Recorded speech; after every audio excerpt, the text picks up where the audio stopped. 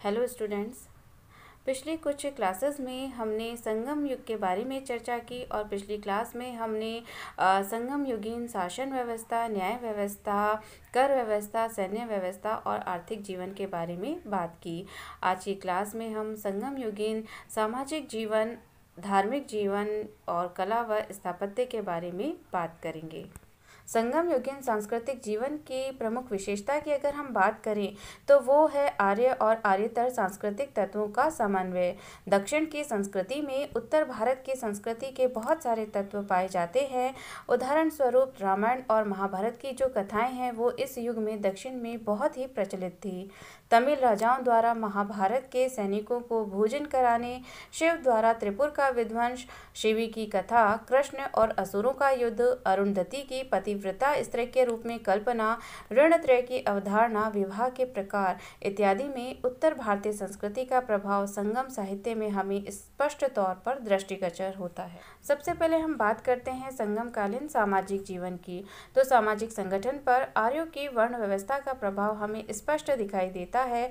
पुरानानुरु में 4 जातियों यानी कुड़ी का उल्लेख मिलता है और ये थे तुड़ियन, पाणन, परयम और कडम्बन।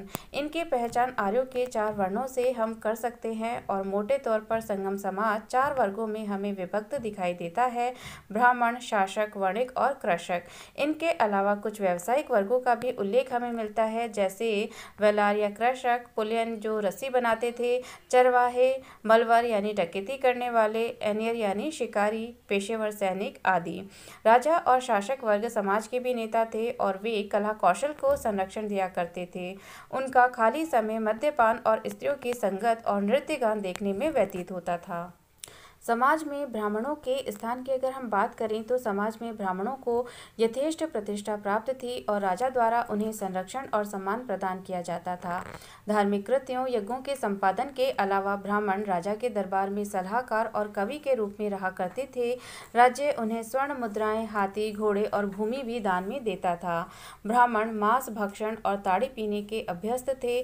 ब्राह्मणों के पश्चात संगम युगीन समाज में वेलार वर्ग का स्थान था। संगम साहित्य के अनुसार उनका मुख्य उद्यम कृषि कर्म था। इनमें कुछ धनी किसान थे और अधिकांश कृषि योग्य भूमि इन्हीं के अधिकार में थी। इन लोगों ने कृषि में नई तकनीकों, सिंचाई और लोहे के औजारों का उपयोग कर कृषि को बढ़ावा दिया। उनका समाज में सम्मानजनक स्थान था। उन्हें नागरिक और सैनिक पद दिए जाते थे। वे राजा के साथ युद्ध, शिकार और भोजन में भाग लिया करते थे। राज परिवार से वैवाहिक संबंध भी वे लोग रखते थे। वे अपनी खेती स्वयं नहीं करते थे बल्कि मजदूरों से कराते थे। वेलार का जो दूसरा वर्ग था वो निर्धन किसानों का था, जिनके पास अपनी जमीन नहीं थी और वे धनी किसानों के खेतों पर मजदूरी किया करते थे। वनीगर व्यापारी वर्ग था। समाज में वणिकों या व्यापारियों की स्थिति अच्छी थी। उनके पास धन और सम्मान था। विदेशी व्यापार के कारण बंदरगाहों में बड़ी संख्या में विदेशी या यवन रहा करते थे। मदुरा में उन्हें महलों के रक्षक और पुलिसकर्मी के रूप में नियुक्त किया जाता था। संगम युग में धनी वर्गों का जीवन सुख सुविधापूर्ण था। उच्च वर्ग वाले ईंट और चूने के बने मकानों में रहा करते थे। इनकी दीवारों को सुरुचिपूर्ण ढंग से देवताओं और पशुओं के चित्रों से सुसज्जित किया जाता था। मकान के चारों ओर सुंदर फल फूल से सजे बाग, फंवारे, कुएं, तालाब बनवाए जाते थे। इसके विपरीत निर्धनों का जो आवास होता था वो सादा हुआ करता था और वे झोपड़ियों में निवास किया करते थे, जिनमें मछली पकड़ने के बांस भालों के समान लटकते रहते थे। आर्थिक विषमता के बावजूद दोनों वर्ग मिलजुल कर रहा करते थे।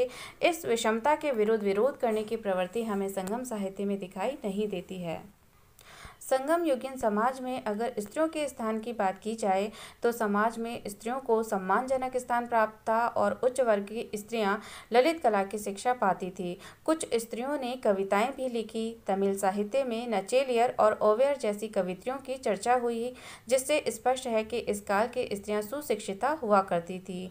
युवा स्त्रियां एवं लड़कियां युगल स्नान, खेलकूद में भाग लेती थी और पिकनिक किया करती थी। तोल्काप्पियम के अनुसार विवाह को एक संस्कार का दर्जा दिया गया था। आर्यों में प्रचलित 8 प्रकारों के विवाहों से मिलते जुलते विवाह तमिल प्रदेश में भी प्रचलित थे। लेकिन विधवाओं की स्थिति की अगर हम बात करें तो समाज में विधवाओं का जीवन अत्यंत कष्टपूर्ण था। जिन स्त्रियों के पतियों की मृत्यु युद्ध में हो जाती थी वह हरी सब्जी, पान खाना, ठंडे पानी से नहाना छोड़ दिया करती थी। विधवाएं अपने बाल मुंडवा लेती थी और आभूषण पहनना छोड़ देती थी। कुछ स्त्रियां सती प्रथा का भी पालन करती थी, तथापि उन्हें सती होने के लिए बाध्य नहीं किया जाता था। पतिव्रता स्त्रियों का समाज में सम्मान था। आदर्श पत्नी की तुलना कणगी से की जाती थी। व्यभिचारिणी स्त्री को पाप से मुक्ति दिलाने के लिए कन्याकुमारी में स्नान करवाया जाता था। समाज में गणिकाओं और वैश्याओं का भी एक वर्ग था। गणिकाओं के संबंध में मणिमेखले का विवरण वात्स्यायन के कामसूत्र से मिलता जुलता है। उन्हें नृत्य, संगीत और विभिन्न ललित कलाओं की शिक्षा देकर निपुण बनाया जाता था।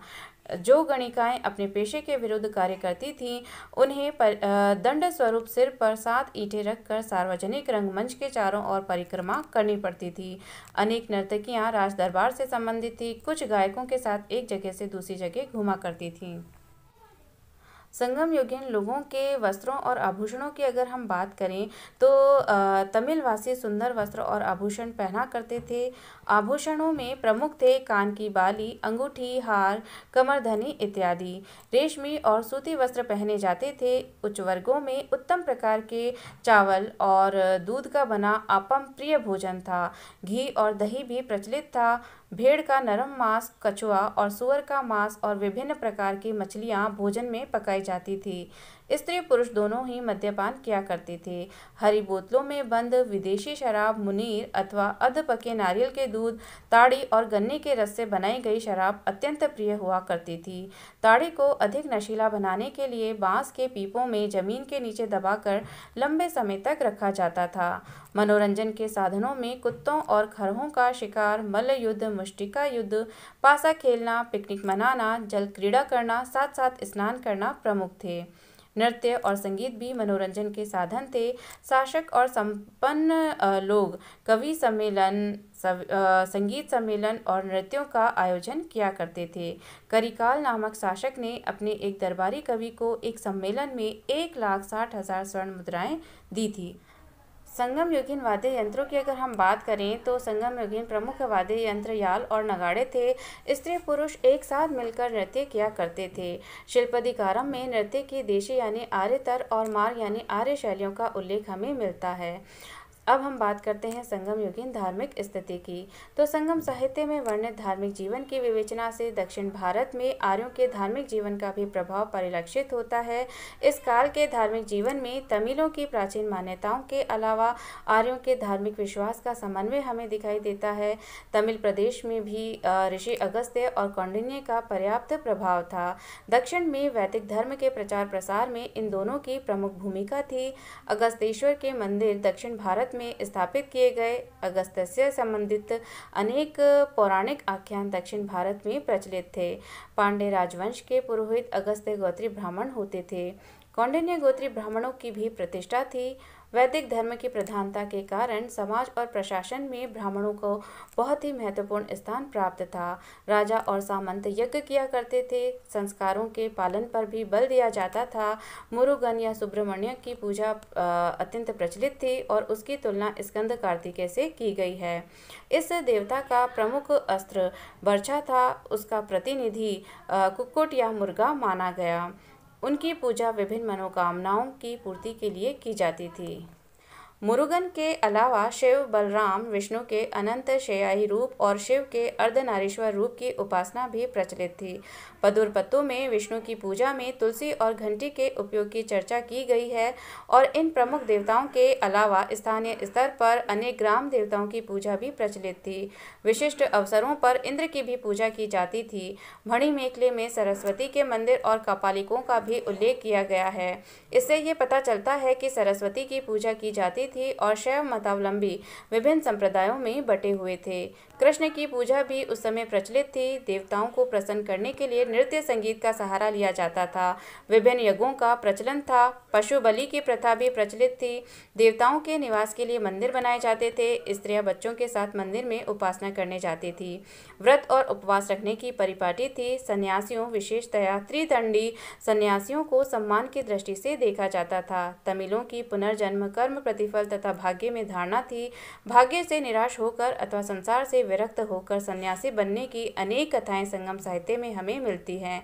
हालांकि वैदिक धर्म इस समय प्रमुख धर्म था, लेकिन मौर्य काल तक तमिल प्रदेश में जैन और बौद्ध धर्मों का प्रभाव भी स्थापित हो चुका था। शिल्पाधिकारम और मणिमेखले में जैन और बौद्ध धर्म का उल्लेख हमें मिलता है।